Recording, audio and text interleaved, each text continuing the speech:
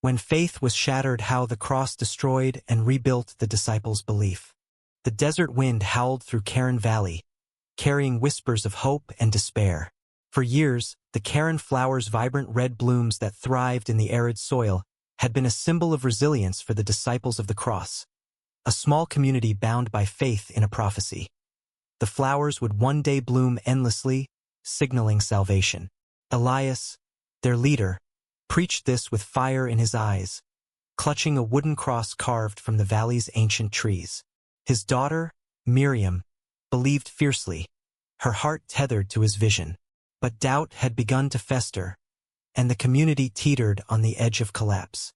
Miriam's faith was her armor, but it cracked the day she found the ledger.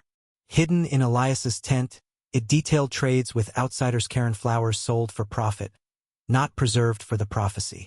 The numbers mocked her devotion. She confronted Elias under the blazing sun, her voice trembling. "You've lied to us. The flowers, our HOA sold it all." Elias's face hardened. "The prophecy demands sacrifice, Miriam. The money funds our survival." His words felt like a blade, and the crowd that gathered sensed blood in the air. Among them was Caleb, a rugged wanderer who joined the disciples seeking redemption for a past he never spoke of. He'd always watched Miriam from afar, admiring her fire but wary of Elias's zeal. Now he stepped forward, his voice low but firm. "You've twisted faith into greed, Elias. The prophecy's a sham." The accusation ignited the crowd. Some shouted in defense of Elias, others in rage. The fragile unity of the disciples began to unravel. Then there was Ruth, the quiet seamstress who mended their clothes and their spirits. She'd never questioned Elias, but now her hands shook as she clutched a knife, her eyes darting between father and daughter. Ruth's secret weighed heavy. She'd seen Elias burn a letter years ago, one that warned the flowers were dying from overharvesting. She'd stayed silent, fearing chaos. But now, as the confrontation escalated, her guilt surged. The tension peaked when Elias raised the cross high, his voice booming. "The prophecy lives. Those who doubt betray us all." Miriam lunged, tearing the cross from his hands. It fell to the dust, splintering. The crowd gasped. To them, it was more than wood, it was their hope, their identity. Caleb grabbed Miriam's arm, urging her to stop, but she shoved him away, tears streaming. "You've destroyed us, Father," she screamed. In that moment, Ruth stepped forward, her knife glinting. But instead of striking, she dropped it and spoke, her voice breaking. "I knew the flowers were dying. I saw the truth and hid it. I'm as guilty as Elias." Her confession stunned them. The crowd's anger faltered, replaced by a shared shame.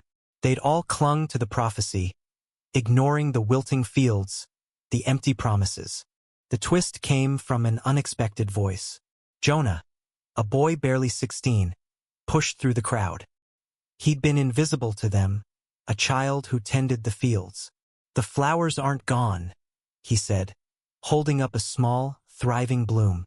"I've been planting them in secret, away from the trades." His words were a lifeline, but they came too late to mend the fracture. Miriam fell to her knees, staring at the broken cross. Elias reached for her, but she recoiled.